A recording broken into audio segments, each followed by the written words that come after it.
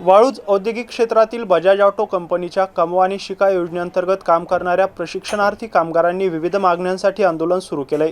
3 वर्षांचा कालावधी पूर्ण होऊनही प्रमाणपत्र देण्यात आले नसल्याचा कामगारांचा आरोप आहे।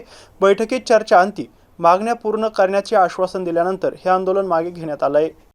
बजाज ऑटोच्या कमवा आणि शिका योजनेअंतर्गत काम करणाऱ्या प्रशिक्षणार्थी कामगारांनी आपल्या विविध मागण्यांसाठी आंदोलनाचे हत्यार उपसले आहे। 2014 मध्ये प्रशिक्षणासाठी दाखल झालेल्या या प्रशिक्षणार्थीचा 3 वर्षांचा कालावधी पूर्ण होत आहे, मात्र अद्याप प्रमाणपत्र देण्यात आले नसल्याचा आरोप कामगारांनी केला आहे। या प्रशिक्षणार्थी कामगारांना जैन युनिव्हर्सिटी बंगळुरू यांच्या टीम लीज अंतर्गत जॉब देण्यात आल्याचं सांगितलं जात आहे, मात्र संबंधित युनिव्हर्सिटीकडे ITIची नोंदणी नसल्याचं सांगण्यात आल्याने प्रशिक्षणार्थींच्या भवितव्यावर प्रश्नचिन्ह निर्माण झाले आहे। डिग्रीचे आश्वासन आणि प्रत्यक्षात प्रमाणपत्राचा प्रश्न यामुळे ग्रामीण भागातून आलेल्या प्रशिक्षणार्थी विद्यार्थ्यांमध्ये मोठा रोष निर्माण झाला आहे।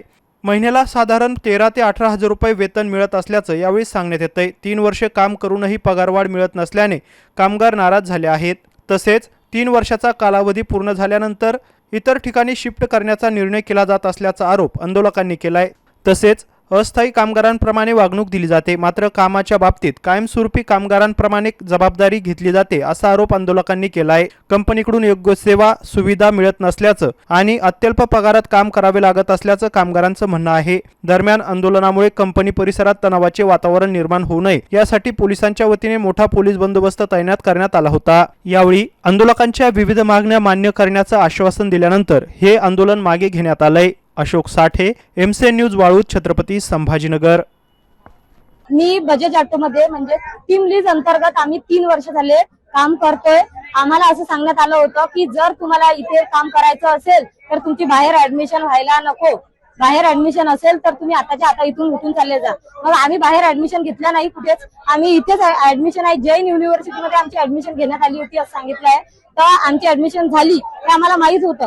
आम्ही यांच्या भरोशावर होतो की आमची ऍडमिशन झालेली आहे। आमचे क्लास क्लास होत होते, त्याच्यानंतर आम्हाला क्लास झाल्याच्या नंतर आमच्या परीक्षा झाल्या। काही परीक्षा आम्ही दिल्या, काही नाही दिल्या, पण आमचं असं म्हणणं आहे की आम्हाला काही ज्या मुली आहेत ज्यांनी पूर्णपणे पेपर दिले त्यांना डिग्री देण्यात यावी। त्याच्यानंतर आम्ही नापास झालो असेल तर आम्हाला प्रत्येक वर्षात सर्टिफिकेट देण्यात यावं आम्ही नापास झालो म्हणून। त्याच्यानंतर आम्हाला अजून आता 3 वर्ष कंप्लीट झालेले आहे, आम्ही आता ट्रेनी राहिलेलो नाहीये। आम्हाला कामगार म्हणून घेण्यात यावं, शासनाने यामध्ये दखल द्यावी हीच माझी नम्र विनंती आहे। आमचं जोपर्यंत हे ट्रेनी नाव इथून निघत नाही तोपर्यंत आम्हाला कामगारांचे जेही हक्क आहेत ते मिळणार नाहीत। आम्हाला PF मिळत नाही, आम्हाला बोनस मिळत नाही। मग आम्हाला जे 18,000 आता पेमेंट मिळते सध्या 1-1 हजाराने आमचं 3 वर्षापासून 1-1 हजाराने आमचं पेमेंट वाढत गेलेलं आहे। तर आता आत्ताच्या महागाईनुसार 18,000 पेमेंट मध्ये आमचं काहीही भागत नाही आहे। आम्हाला 25,000 प्लस पेमेंट सध्याच्या घडीत तरी पाहिजे आहे। त्याच्यासाठी आमचं हे आंदोलन चालू आहे की आम्हाला डिग्री पण पाहिजे। आमच्यासोबत जो फ्रॉड झालेला आहे त्या फ्रॉड वाल्यांना बजाज ऑटोने ठेवू नये हेच आमची नम्र विनंती आहे। आणि आम्हाला बजाज ऑटोने एक तर फिक्स टर्म म्हणून घेण्यात यावं, नाही तर परमनंट करण्यात यावं। आम्हाला आमच्या कामगारांचे जे हक्क आहे ते सगळे देण्यात यावे। पोलीस प्रशासन असं म्हणत आहे की आम्ही तुमच्या मागण्या आहे त्या त्यांच्यापर्यंत पोहोचवतो। म्हणजे ते मध्यस्थी करण्याचा प्रयत्न करत आहेत की चर्चा होऊ शकली पाहिजे। मैंने यहाँ पर टीम लीज के फाउंडेशन के थ्रू 3 साल काम किया और मुझे 2 महीने पहले ट्रेनिंग के पहले निकाल दिया। और निकालने का रीजन उन्होंने बताया कि मैं छुट्टी, और जो छुट्टी का कारण है मैंने उनको बताया कि मुझे लड़का हुआ था इसलिए मैंने छुट्टी मारा था, और मुझे कोविड वो भी हो गया था इसलिए मैंने छुट्टी मारा था। उनको मैंने सर्टिफिकेट सबमिट किया जो हेल्थ सर्टिफिकेट रहता है हॉस्पिटल की तरफ से, फिर भी उन्होंने विदाउट नोटिस मुझे निकाल दिया। और हमारी पेमेंट भी वो लेट कर रहे इस मंथ की। हमारी 5-6 तारीख को सैलरी दी उन्होंने। आपका प्रोटेस्ट किस लिए है? आपका प्रोटेस्ट हमारा इसलिए है कि उन्होंने हमारे 3 साल बर्बाद किए और हमको डिग्री भी नहीं दे रहे।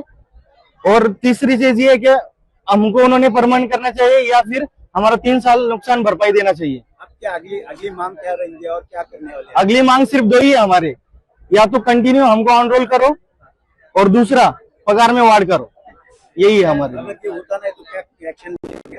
सर वो अब हमारे लीडर जो करेंगे हम उनके पीछे सपोर्ट करेंगे। आमचं जे आंदोलन आहे ते आमची फसवणूक झालेली आहे। कुठल्या कंपनीला? आमची कंपनी नाही, आमची टीम लीज फाउंडेशनने आमची फसवणूक केलेली आहे। आमचे म्हणजे आम्हाला 2.5 वर्ष कंपनीमध्ये काम केलं आम्ही, तर आम्हाला रिजॉईनिंग करून घेतलं त्यांनी। न सांगता आमची ट्रेनिंग रद्द करण्यात आली. तर त्यामुळे आम्ही आमची बजाज ऑटो मध्ये आम्ही काम करत आहे. त्यामुळे मागणी आमची अशी आहे की आम्हाला पुढे चालून काहीतरी भविष्यासाठी काहीतरी फायदा होईल अशी मागणी आहे आमची. म्हणजे ऑन रोल करावं, पेमेंट वगैरे वाढावं. असं काय काय मुद्दे आहेत तुमचे? मुद्दे आमचे एवढेच आहे की आमचं पगारवाढ झाली पाहिजे, आम्हाला न्याय मिळाला पाहिजे. म्हणजे आम्हाला जे 3 वर्षात जे सर्टिफिकेट मिळणार होतं ते मिळालं पाहिजे. आज जे आंदोलन होतं आपले स्टुडंट ट्रेनिजच्या बजाज कंपनीचे, त्याच्यामध्ये आम्ही स्टुडंट ट्रेनिजचे जे रिप्रेझेंटेटिव्ह होते त्यांना ऐकला. तसेच बजाज कंपनी आणि टीम लीज कंपनी यांचे जे प्रतिनिधी होते यांच्यासोबत बैठक घेतली. बैठकीनंतर स्टुडंट ट्रेनिजच्या प्रतिनिधीने त्यांचे जे मूळ मुद्दे होते ते मांडले आहेत. त्याच्यातला त्यांचं एक सर्टिफिकेट मिळावा हे एक मेजर मुद्दा होता.